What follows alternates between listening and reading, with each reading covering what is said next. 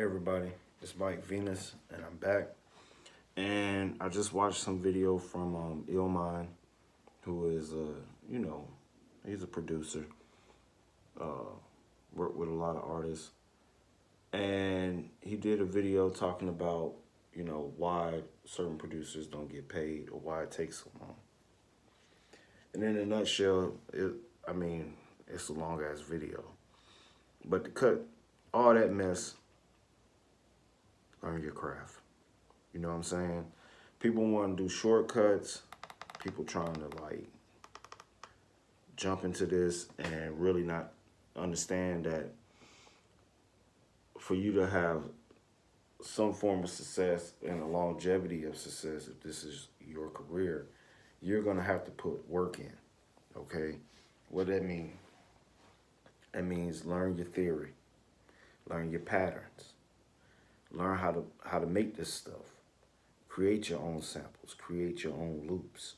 You understand? If you do use samples and loops, make sure they're royalty free.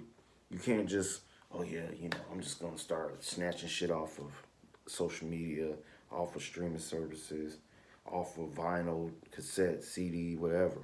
You pull in your sound source and think, you know, I'm gonna slap this shit together and I'm gonna eat. A lot of that usually be people's downfall, or even using what they call crack software. You know what I'm saying? So I was just paying for it because, you know, if you, let's say for an example, you're not a musician, right? You don't know how to finger drum, but learn how to program drums. Or if you're going to use drum loops, make sure they're royalty free. You know what I'm saying? That way you can get, you know that your shit gonna get cleared. Cause, I mean, no offense to the dude. I mean, it's a long ass video. And I'm looking at it like, damn, all this shit could have been avoided if you just put in the work and actually learn your craft. You know what I'm saying? Like, asking me, have I used loops? Yes. Have I used samples before? Yes. But the thing is, I did my research. I make sure that these are royalty free, that I can use them and sell them in my music. So, a person ain't coming back and hitting you. So, like, for an example, any stock sounds, any stock loops, any stock samples that you buy either with software or in this case with hardware with the Force and the MPC, you can use those because those sound engineers, artists, producers that help to collab and create those samples, loops, presets, whatever for the device, they're being compensated. They collect the royalty every time the purchases of the device or whatever is made. You understand? And those particular sounds, loops, samples are royalty free. So you can use them in your compositions when you make your music, right? But if you buying, even if you buying loop packs from other people outside of, or expansion packs outside of the particular company, just get clearance or make sure, clarify or understanding if these loops, these samples, right, MIDI is considered royalty free. Now my loops at cosmovafierce.org, NV Loops, are royalty free. The only time I'm being compensated is whenever the person buys the initial sound pack or the loop pack. That's when I get paid. That means, and I have it under my information, I can't come and say, oh, well, they used my loops in this song, I want to be compensated. I already made it clear that my loops that are sold on cosmovafierce.org, NV Loops, are royalty free.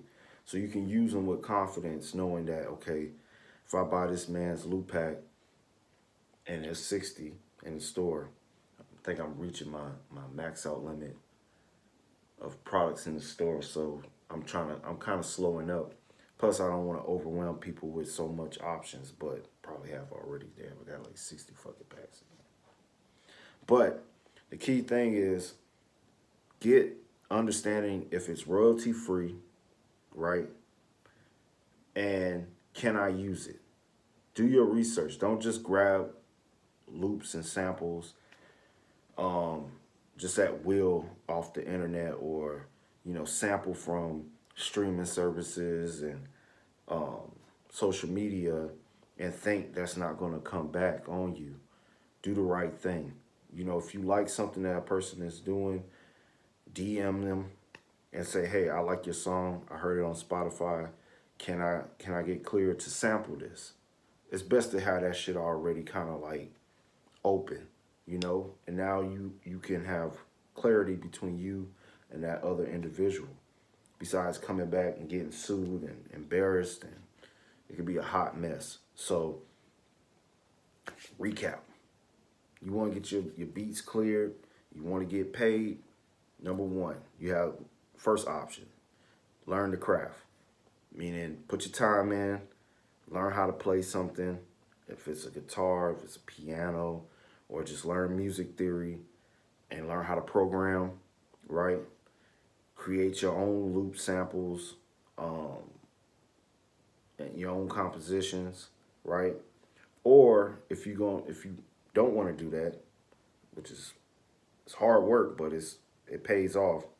But if you more of the other route, you trying to get it done quick, just do your research. Make sure wherever you purchasing these loops, samples, MIDI, drum sounds, whatever, presets, whoever you purchase it from, make sure that the sounds, the loops, samples, etc. that you're using is considered royalty free, so that you can use it with confidence in your compositions, right?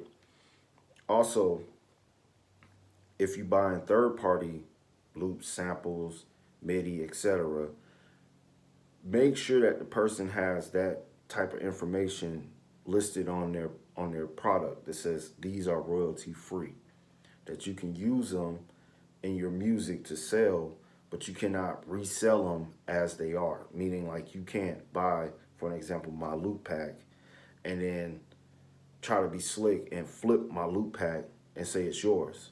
That's illegal, right? But if you bought my loop pack, right, and you use them in your compositions in a song, that's fair game.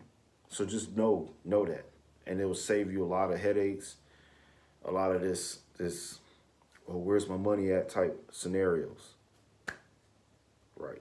So that's my tip for today to help y'all out, music producers, right? And with that, y'all be blessed, and I'll see you later. Mike out.